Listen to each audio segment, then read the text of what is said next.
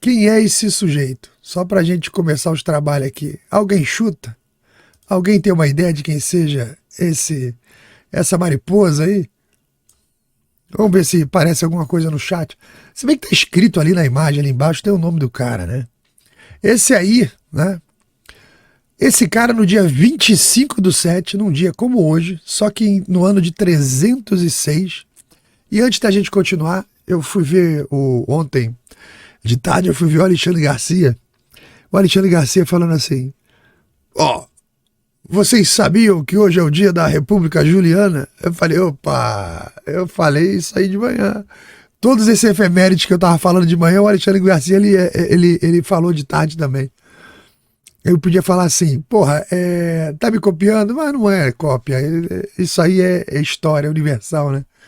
Então, no dia 25/7, né, do ano 306 depois de Cristo, essa mariposa aí chamada Constantino se tornou imperador romano. Então, era uma época ali de grandes mudanças na Roma Antiga, o império todo dividido, fraco, um monte de problema. Então, ó, já está ali nos estertores do Império Romano e tal. Muitos imperadores fracos, né? Não, estertores não, ia ter bastante coisa ainda. Não. Ainda não tinha chegado nessa época, não. Então, o império estava dividido, um monte de problema. Tinha muitos imperadores lá fazendo merda no passado, e um monte de gente lutando pelo poder. E no meio dessa confusão, esse cara aí chamado Constantino conseguiu emergir como uma figura dominante. Ele nasceu ali por volta do ano 270, 272, ali por ali, depois de Cristo, numa província romana chamada Mésia Superior. Espera aí que eu vou tomar um café.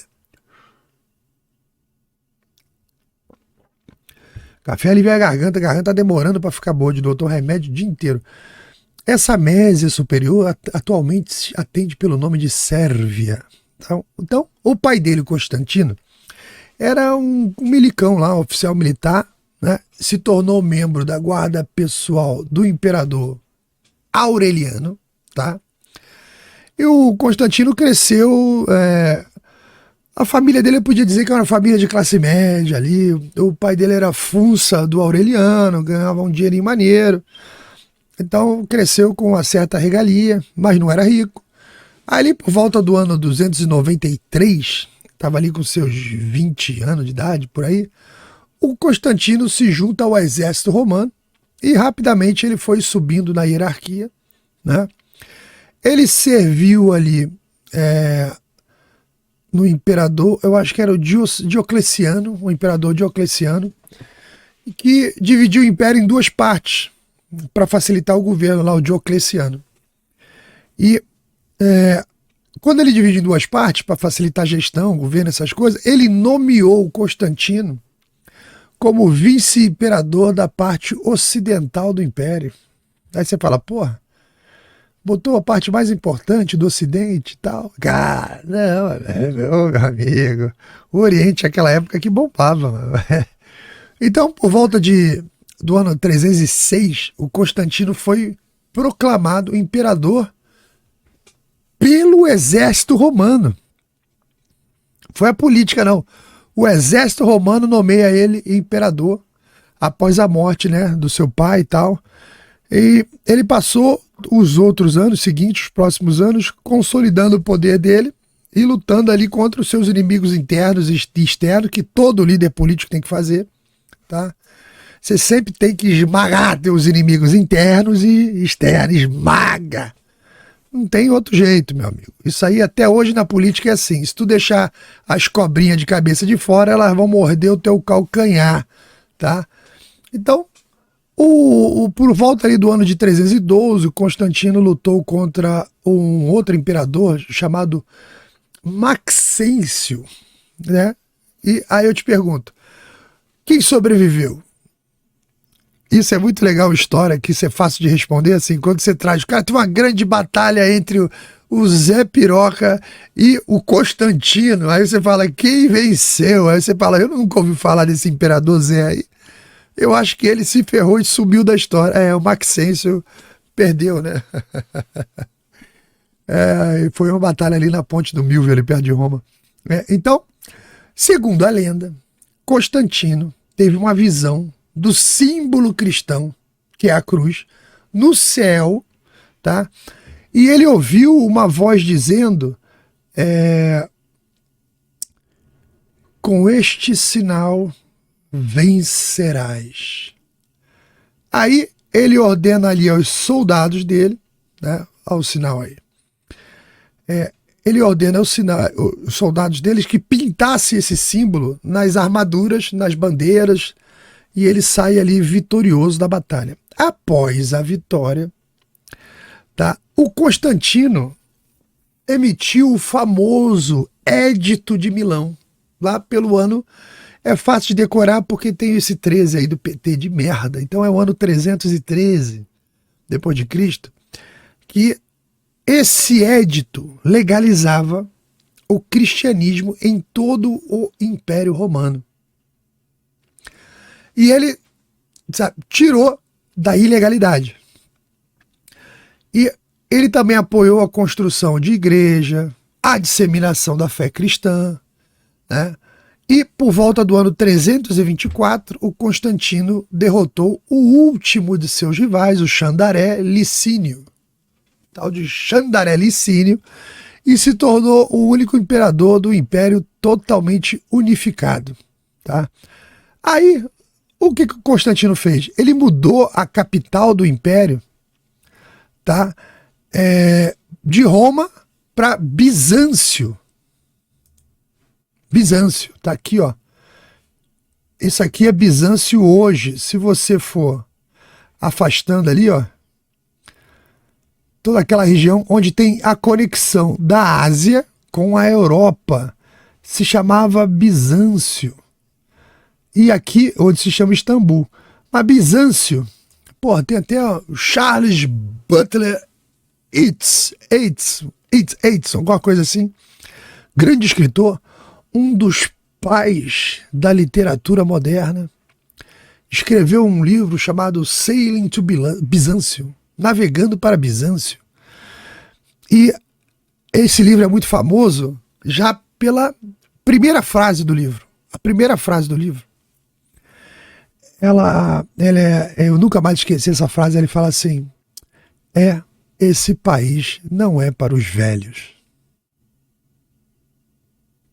Aí você já tem ideia do que era Bizâncio, né? Uma putaria tremenda, né, meu? Um negócio, bebedeiras, um negócio que exigia juventude, né?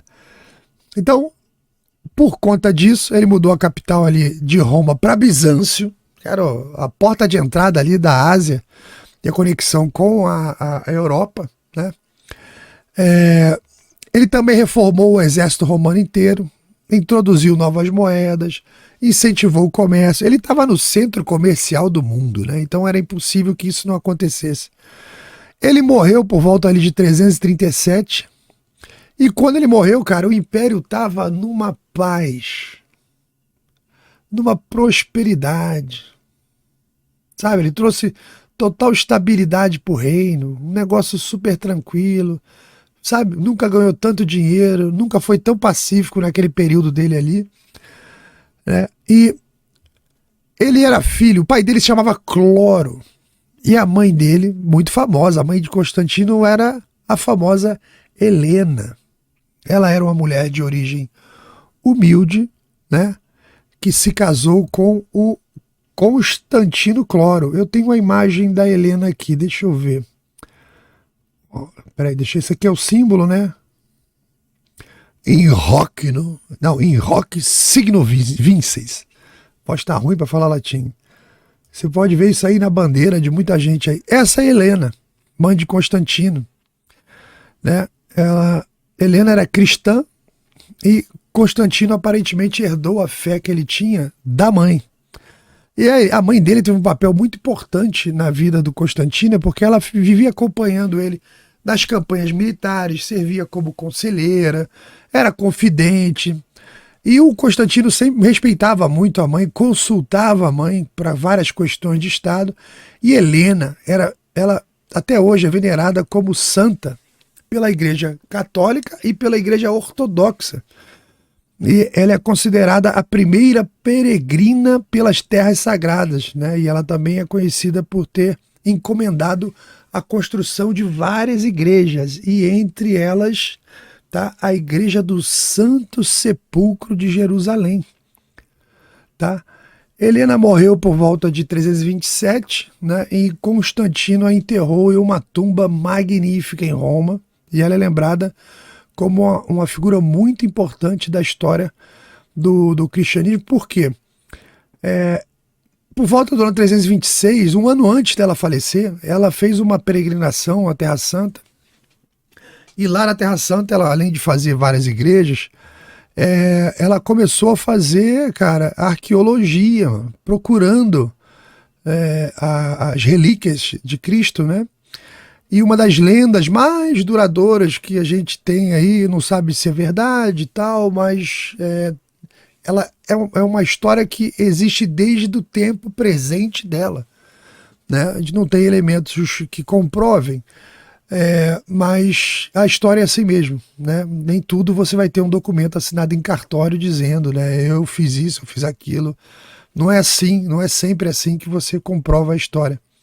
Então, uma das lendas mais duradouras associadas a Helena é a descoberta da verdadeira cruz, a cruz na qual Jesus Cristo foi crucificado. De acordo com a tradição, Helena encontrou 3 cruzes lá em Jerusalém e não sabia qual delas era a cruz verdadeira. Então, ela teve a ideia de pegar uma pessoa enferma, pessoa doente, e colocar essa pessoa deitada na cruz, sendo que uma das cruzes a pessoa ficou curada. E eles disseram, essa é a cruz de verdade, esta é a Vera Cruz. Por isso que o Brasil, quando foi descoberto, terra de Vera Cruz. Brasília, seu projeto original, deveria se chamar Terra de Vera Cruz. JK, que foi lá, olhou o projeto se chamava Terra de Vera Cruz, era uma cruz, o mapa da cidade. JK com Lúcio Costa e esse monte de comunista de merda foram lá e falaram, não, vamos mudar o nome para Brasília, porque uma vez o Bonifácio estava cagando no banheiro, aí ele comentou com a porra de uma mosca que estava pousada lá, que se o Brasil um dia tivesse uma capital, deveria se chamar Brasília. Foram no projeto da cruz e quebraram a cruz. E hoje você tem o que eles chamam de avião na capital, com o eixão, asa norte, asa sul. Ah, isso aqui é a asa do avião. Avião é minha rola. Aquela porra original ia ser uma cruz, meu amigo. Aí vai botar comunista para fazer o negócio, né? O que que os caras fazem? Merda. Então, ela faz a igreja do Santo Sepulcro. Eu tenho uma imagem aqui do Santo Sepulcro, deixa eu mostrar para vocês aqui. Isso aqui é lá do túmulo, né, da Santa Helena. Aqui, uma imagem do Santo Sepulcro, lá em Jerusalém. Toda a construção que foi feita ali do Santo Sepulcro, né, para local ali de... com a profunda ligação com Cristo, né? Eu tenho que um dia visitar esse lugar. Eu fico olhando a imagem aqui, a cabeça já foi longe, já até me perdi no que eu estava falando.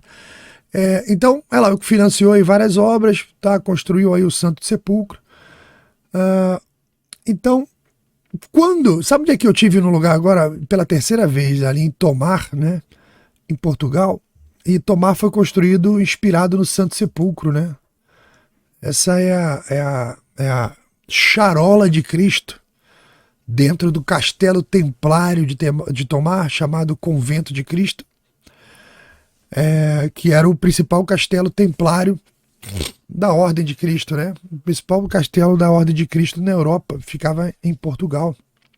Portugal tem uma profunda ligação com os templários. Eu estava ontem lendo aí mesmo um livro da origem lá dos templários, daqueles 11, acho que eram 11 cavaleiros que foram até Israel pedindo permissão lá ao rei para que criassem a ordem. Dois eram portugueses.